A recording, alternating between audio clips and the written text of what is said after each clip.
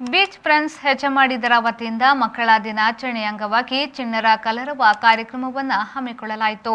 ಕಾರ್ಯಕ್ರಮವನ್ನು ಪುಟಾಣಿ ಮಕ್ಕಳು ಅತಿಥಿಗಳ ಸಮ್ಮುಖದಲ್ಲಿ ದೀಪ ಬೆಳಗಿಸಿ ಉದ್ಘಾಟಿಸಿದರು. ನಿವೃತ್ತ ಮುಖ್ಯೋಪಾಧ್ಯಾಯರಾದ ಸಂಜೀವಾಟಿ ಹಾಗೂ ನಿವೃತ್ತ ಅಧ್ಯಾಪಕಿ ಮಾಲತಿ ಟೀಚರ್ ಹಾಗೂ ಪಾಂಡುರಂಗ ಕರ್ಕೀರ, ಲೀಲೇಶ್ ಸುವರ್ಣ, ದಿನೇಶ್ ಕೋಟ್ಯನ್, ಆಚೆಮಟ್ಟು ಮುಂಬೈ, ಲೋಕನಾಥ್ ಗುರಿಕಾರ, ಜಗದೀಶ್ ಕೋಟ್ಯನ್ ಅವರು ಮುಖ್ಯ ಅತಿಥಿಗಳಾಗಿ ವೇದಿಕೆಯಲ್ಲಿ ಉಪಸ್ಥಿತರಿದ್ದರು. ಮಕ್ಕಳಿಗಾಗಿ ನೃತ್ಯ ಹಾಗೂ ಮುಖಾಭಿನಯ, ರಸಪ್ರಶ್ನೆ ಹಾಗೂ ವಿವಿಧ ಸ್ಪರ್ಧೆಗಳನ್ನು ಏರ್ಪಡಿಸಲಾಗಿತ್ತು. ಸ್ಪರ್ಧೆಯಲ್ಲಿ ವಿಜೇತರಾದ ಮಕ್ಕಳಿಗೆ ಬಹುಮಾನ ವಿತರಿಸಲಾಯಿತು.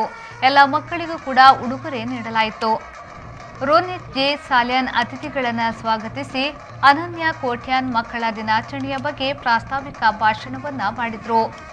ಲಿಖಿತ್ ಕೋಟ್ಯಾನ್ ಅತಿಥಿಗಳಿಗೆ ಧನ್ಯವಾದವನ್ನು ಸಮರ್ಪಿಸಿದರು. ನಿತಿನ್ ಮೆಂಡನ್ ಮತ್ತು ನಾಗರಾಜ್ ಸುವರ್ಣ ಅವರು ಕಾರ್ಯಕ್ರಮವನ್ನು ನಿರೂಪಿಸಿದರು.